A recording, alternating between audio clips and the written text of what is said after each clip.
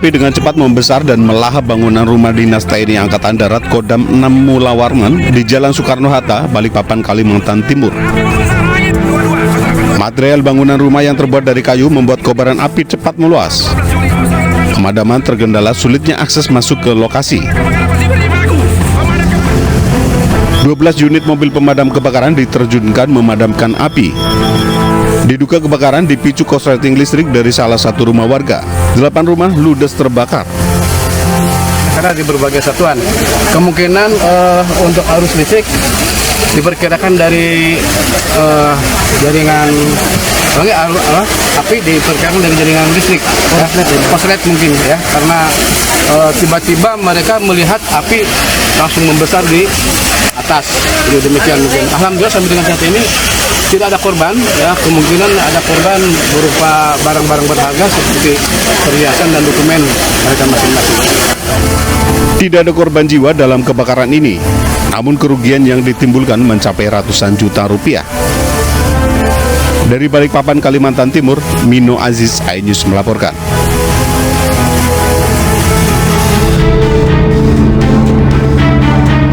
Kapal pengangkut hasil tangkapan ikan mengalami kebakaran di perairan Paiton, Probolinggo, Jawa Timur. Kapal pencari ikan ini hendak mengangkut hasil tangkapan ikan di lautan Aravuru. 25 ABK berhasil dievakuasi petugas Polair dan TNI Angkatan Laut dan dibawa ke pos keamanan di Paiton dalam kondisi selamat. Meski anak buah kapal sudah berusaha melakukan pemadaman, namun besarnya api membuat ABK tidak mampu melakukan pemadaman. Penyebabnya itu yang setahu saya itu dari knalpot, sambungan elbow knalpot.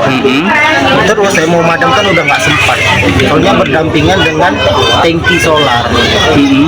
Udah saya ambil pemadam kebakaran udah nggak mampu, udah nggak sempat. Masih kosong, dia kapal penampung yang akan ngambil hasil ikan di lautan Merauke. Kejadiannya di mana ini? Kejadiannya di pantai Paiton, Kabupaten Probolinggo. Kapal motor lautan Papua berangkat dari Pelabuhan Mayangan pada Senin pagi. Namun saat di perairan Paiton, tiba-tiba elbow knalpot mesin mengeluarkan api dan menyambar stok BBM yang berada di sisi mesin kapal. Dari Probolinggo, Jawa Timur, Hana Purwadi, iNews melaporkan.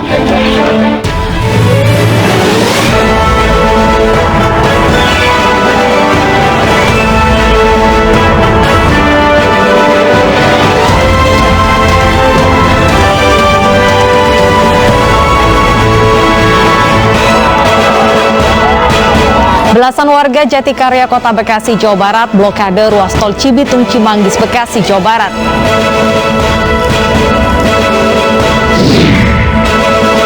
Buronan kasus pencabulan anak di bawah umur Makassar, Sulawesi Selatan ditangkap polisi.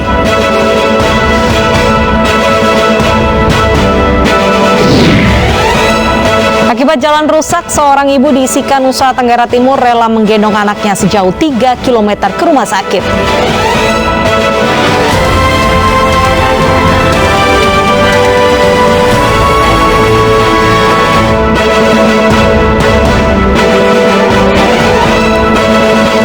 Halo, selamat siang pemirsa, apa kabar Anda hari ini? Senang sekali, saya Wilson Purba. Dan saya Bernadetta Ginting kembali hadir memperbarui informasi Anda dalam iNews siang hari ini. Pemirsa, selain 3 informasi tadi, redaksi kami telah menyiapkan beragam informasi menarik lainnya selama 2 jam ke depan. Kita awali informasi hari ini dari Jakarta, pemirsa, di mana petugas Satres Narkoba Polres Metro Jakarta Barat menggerebek Kampung Boncos di Kota Bambu Utara, Palmerah. Petugas menangkap 4 pengguna narkoba serta barang bukti sabu serta bong. Depan, tutup, tutup.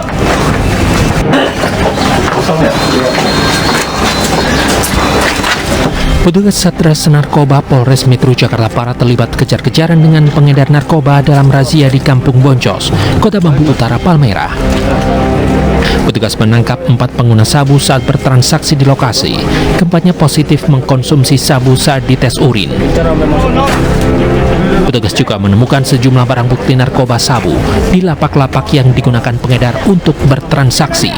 Barang bukti yang diamankan diantaranya 4 kemasan kecil sabu dan belasan alatnya. Sebelumnya tim kami sudah memantau dan betul tim bisa mengamankan 4 orang dengan barang bukti 6 paket sabu ya. Dan 4 orang yang kita amankan ini semuanya positif. Ya. Untuk penyelidikan lebih lanjut, para pelaku dan barang bukti dibawa ke Mapolres Metro Jakarta Barat. Dari Jakarta, Sofyan Firdaus, iNews melaporkan. Tawuran dua kelompok remaja terjadi di permukiman padat penduduk di Johar Baru, Jakarta Pusat. Sejumlah fasilitas rusak akibat sabetan senjata tajam.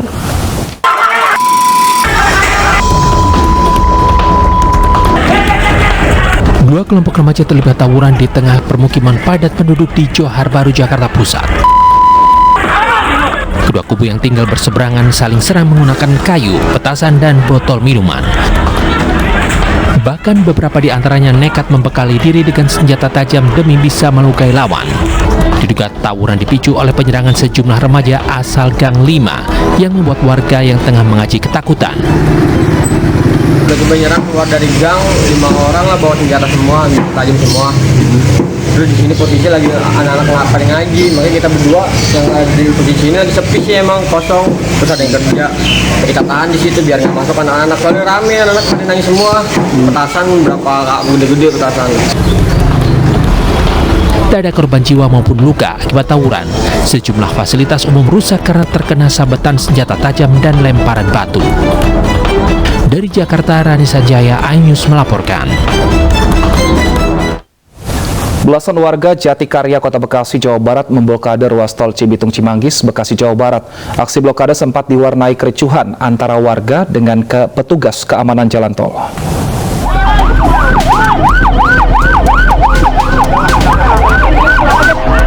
Aksi blokade jalan tol dilakukan belasan warga Jatikarya, Jatisampurna, Kota Bekasi, Jawa Barat.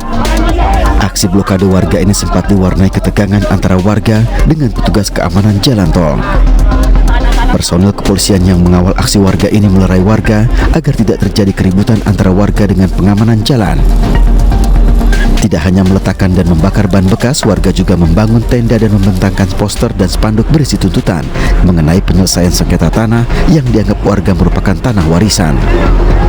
Pihak perwakilan warga mengaku tanah warisan milik warga yang kini dibangun jalan tol telah memiliki keputusan MA pada tahun 2008. Beliau menganggap bahwa ini adalah aset dengan mengacu pada Undang-Undang Nomor 1/2004. Padahal objek tanah ini sudah diletakkan sita dan sudah ada putusan sebelum ada Undang-Undang Nomor 1/2004. Yang perlu digarisbawahi, semua pihak mengaku membeli tanah dari orang tua klien kami.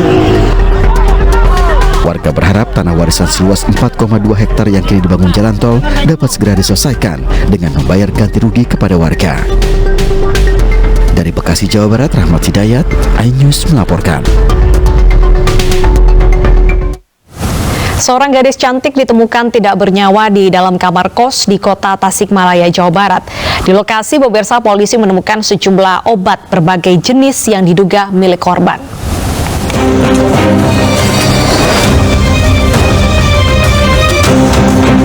Warga Kampung Sindakhayu, Kahuripan, Tasikmalaya, Jawa Barat dihebohkan dengan penemuan jasad wanita di dalam kamar kosnya. Korban diketahui seorang mahasiswi yang bekerja sebagai SPG rokok. Korban pertama kali ditemukan oleh rekannya yang berkunjung ke kamar korban. Satreskrim Polres Tasikmalaya yang tiba di lokasi langsung mengevakuasi korban. Dari olah TKP yang dilakukan, petugas menemukan sejumlah obat berbagai jenis dan memeriksa seluruh kamar korban. Dugaan awal mungkin Ini masih dalam penyelidikan kepolisian. ini di dalam kamar kos mungkin. Kamar kos. Dia sendiri ngekos. Oh, SPG katanya. SPG betul. Untuk kepentingan otopsi, korban langsung dibawa ke RSUD Dr. Soekarjo, Kota Tasikmalaya, Jawa Barat. Dari Tasikmalaya, Jawa Barat, Asep Joharyono, iNews melaporkan. Seorang mahasiswa Poltekkes Kemenkes Makassar melapor kejadian penganiayaan ke Polsek Rapocini. Dirinya tak terima dipukul oleh alumni dan senior lainnya usai pengenalan orientasi pengenalan kampus.